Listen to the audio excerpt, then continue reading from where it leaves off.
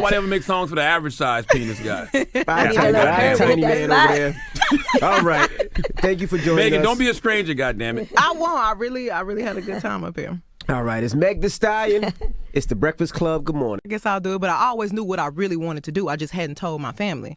So I went anyway, and I would be sitting in class super bored. Like, I'll be like, oh my God, I don't want to be here. Like, everybody answering the questions, like, they paying attention, they get it, and I'm like writing in my notebook.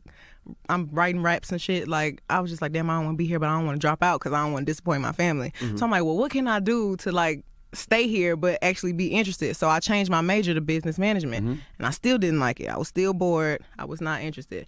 So I had left PV and I had got a job, and I was still doing classes online at like HCC because I didn't want to not be in school completely. I just didn't know what I wanted to do with myself because I wanted to rap, but I still wasn't like, I knew my grandmother wouldn't like it. Right. So it was something I was hiding from her too. So finally I was like, you know what? I'm going to just go back to school, but I really need to figure out what I want to do. That's right. Me just being unapologetic, me just doing what I want to do, not really caring about anybody else's opinion. Like, we shouldn't be trying to fit into like a certain standard that people try to put us in, a certain box people try to put us in. You should just do what makes you happy. Now, when the boys got involved, it was like, oh yeah, y'all on that hot girl shit. Versus City Boy. Yeah, I was like, whoa. Y'all making this shit something it wasn't. Duval started that shit. Yeah, well, they drug it. I was like, damn, like hot girls, like shit I was seeing. They was like, yeah, real hot girl shit. I was like, that's not what it was. I wondered, what did you do for the fall? I went. It's a hot girl semester. Oh, school. Went back to yeah, school. we went back to school. And how's that going? I think a lot of that came from. I think you said in that Rock Nation looked at the contract and told you some things. You just want to renegotiate. I just wanted to renegotiate my right. contract. Maybe Carl was the money guy, but he wasn't the day-to-day guy. So who is Sugar now? So Sugar is basically just like a girl who is going through it, but she getting through it. Like, you got to that has to play out in front of the world. So when I bump my head, I just be like, okay, fuck it. The baby always says if he could do a collab album with somebody, it'd be you. Like, nothing is gonna be perfect, but if we can both come to agreement, like you gotta give a little to get a little. No. Really? Like, I was young, so I didn't really know anything about it. I mean, you know, I'm from Houston, you know, you hear things, but it wasn't. I didn't think it was gonna be anything that I would ever have to deal with. Right. Jay accused you of lying this morning on his Instagram. Said you're lying on him in court documents. Right now, it's just in court, like, so I can't say a lot of stuff. We've seen in the press that you're trying to get released from your contract. How was that going? So actually, I'm not trying to get released from my contract. I just wanted to, renegotiate some things in my contract. And how was that going? Well, it's going, but I mean, a lot of things I can't say because it's legal. I gotta handle it in court. So when we will be on the road, that's the team. When things start picking up even more, I got signed with 300. So I really just didn't see, nobody from 1501 that much. Do you think things shift when you went to Rock Nation, when Rock Nation started managing you and taking care of your contract? No, like what people don't realize is I don't put everything on social media. Like, I don't put my problems on social media. Like, I'm not a person that like to vent online. Like, I just don't care about a lot of people outside opinion. Yeah. I didn't want to talk about this just yet because I just met you. He was just really nice, really supportive. Like, like anything I asked for, like T Ferris would just do it. T Ferris will be there. I'm pretty sure he helped a lot with some radio at the time. I don't know how that goes. It happens, Megan. And I was like, you made me miss Beyonce party. I fucking hate you.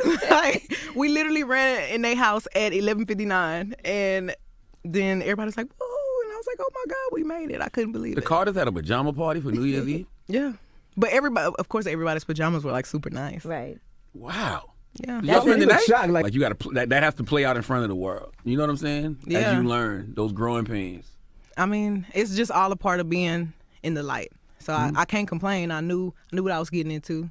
So it's not nothing I'm upset about. It's just I'm just learning as I go. So when I finally got real lawyers and like, people around me that knew what they were talking about, it was like some things in my contract are just unconscionable in the state of Texas. So it's like, well, let's just fix the things that are wrong. So you don't want to be released. You just want to renegotiate. I just wanted to renegotiate my contract. Does it look like things are going to move toward that direction? Are you feeling like...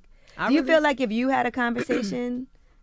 I tried to have a conversation. Because Carl said he hasn't heard from you since August. He's like, I haven't He heard ain't from heard her. from me before that. Like, we just don't have a relationship. So it's not nothing that's brand new. It's not because of Rock Nation. We just already didn't have a relationship. Maybe Carl was the money guy, but he wasn't the day-to-day guy. That's what it seems like. I mean, like I said, like I know what's being said is not true. Like all that hundreds of thousands of dollars, like people not even, putting it out there. Like we asked for the proof, and you're not even giving us the proof of that. Like, wake that ass up early in the morning. The Breakfast Club. Morning, everybody. It's DJ MV Angela Yee, Charlamagne the Guy. We are the Breakfast Club. We got a special guest in the building. Yes, indeed. This is her first time here. Finally. Meg the Stallion. You can be with your main on Valentine's, but then be with you on Side Chick Appreciation Day, which is the next day. you gonna find out. When I did my first tour with me and Future, when I even got the offer, I was like, damn, they know me. As I see y'all in When Jay had invited me to the house for the party, I told my whole team, I was like, okay, y'all, look, I got a show today, but we got to make sure that I make it to this party on time. Couldn't believe it. So actually, I'm not trying to get released from my contract. So when I first got signed, it was Carl and T. Ferris. Carl will pop up from time to time. You know what I'm saying? So when we would be on the road, that's the team. So I really just didn't see, nobody from 1501 that much. For people that don't know, how did Meg the Stallion start out as a rapper? So my mom was a rapper, and like every day after school, and when she would get off work, I would see her in her room writing and stuff. Kind of low key thought everybody mama was doing that. So I would eventually like start stealing her CDs with like all her instrumentals on there, and like start sneaking and writing. And I'll be like, no, like, and then like eventually when I graduated from high school, I was like, I can rap. And I was like, yeah, I can. She was like, oh shit. Like, so I started going to the studio on my own. I was exactly how I rap now. She was like, I don't know where your mouth came from. And only thing my mama ever played for me was like Pimp C, UGK. In the morning. I want to do the song right. Like I like to work. I don't feel like nothing should just be given to me. Like I really do want to work for it. It was one of the big moments for me. That's where stuff started going viral from. I was like, Wale. Being a hot girl, it really started off as me really just letting everybody know what type of summer I was about to have. Like me just being unapologetic, me just doing what I want to do, not really caring about anybody else's opinion. Like me just being me, just doing what we want to do as women. Like we shouldn't be trying to fit into like a certain standard that people try to put us in, a certain box people try to put us in. You should just do what makes you happy. It's a hot girl semester with the administration. So to take it from the beginning, When you go to college, I feel like half the time a lot of people only going to college because that's what their parents told them to do. Like that's where I was at with it.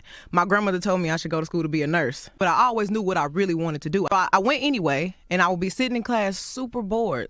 I'm writing raps and shit. Like I was just like, damn, I don't want to be here, but I don't want to drop out because I don't want to disappoint my family. I don't know. But once I started going to TSU, now I'm actually like learning, and I'm making A's, and I'm paying attention. Now let's start, for people that don't know, how did Meg the Stallion start out as a rapper? How did you get into this rap game? So my mom was a rapper, and like every day after school, and when she would get off work, I would see her in her room writing and stuff, and then she would be like going to the studio, and I'll be in the little waiting room, and I'm pretty sure she thought I was in there doing like little kid stuff, but I'll be like listening at the door like, oh, okay, yeah. And I really thought it was normal. I kind of low-key thought everybody mama was doing that. So Everybody mama was rapping? Yeah, I didn't know. So like, I don't know, it was just normal. So I would eventually like start stealing her CDs with like all her instrumentals on there, and like start sneaking and writing, and then she'll be like asking like, have you seen my CDs? And I'll be like, no. Like, and then like eventually when I graduated from high school, I was like, I can rap. And she was like, no, you can't. And I was like, yeah, I can. She was like, let me hear you. So I started rapping, and she was like, oh my God. Like, You can rap. Yeah, You she remember was the really, first verse you spit for?